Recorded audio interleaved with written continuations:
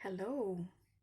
So what will you do if you're craving for nilauyang baboy, the good old home-cooked nilauyang baboy, which we always get in the province every Sunday? So here, these are my ingredients. So I have the stock of the Chinese pechay, and then I have bagu beans, kung sa atin tatawagin. And then I have this smaller pechay as well, because I could not find anything else in the Chinese supermarket. So improvise na lang po tayo. And then I have onions, and then this red chili. Hinati ko lang siya ng dalawang parte. And then I have crushed ginger. Hindi ito mawawala sa sa nilauyang baboy.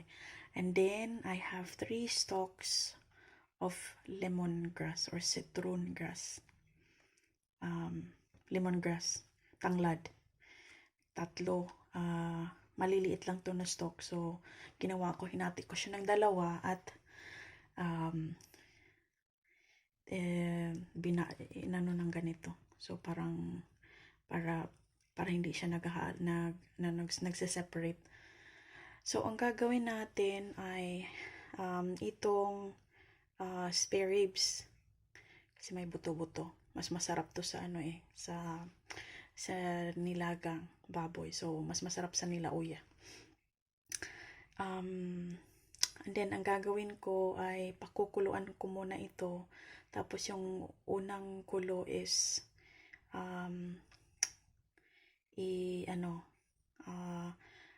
ipo-pour. Tapos parang para mahugasan lang siya. Mahugasan yung langsa. So okay.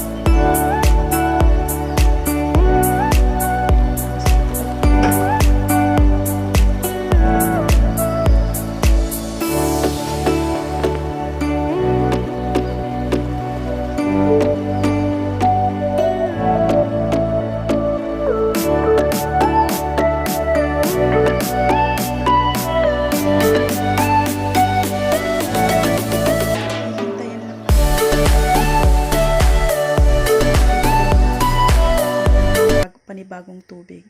Tsaka yun na yung gagamitin natin na pang sabaw. So you see, may mga dugo na at sebo na pumapaibabaw. Guys, ito hinugasan muna natin siya, tapos tsaka natin siya ibabalik at ilulunod na siya ulit.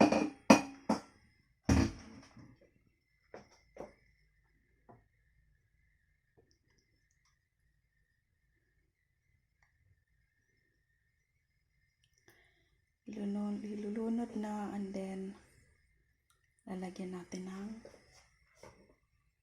tanglad. At saka luya. Luya. Sa Bisaya, luya.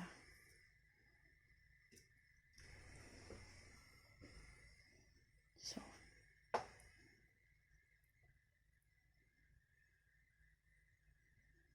ito.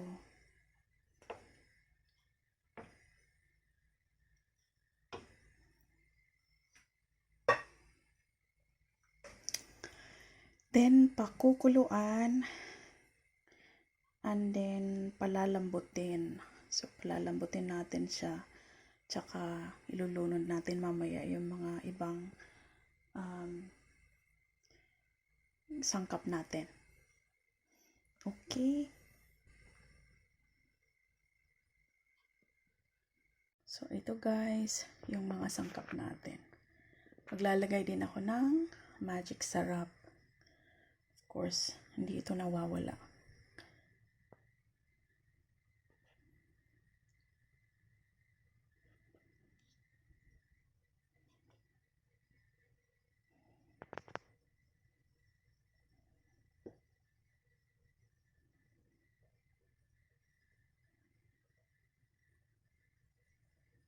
So, ito na guys. Luto na siya.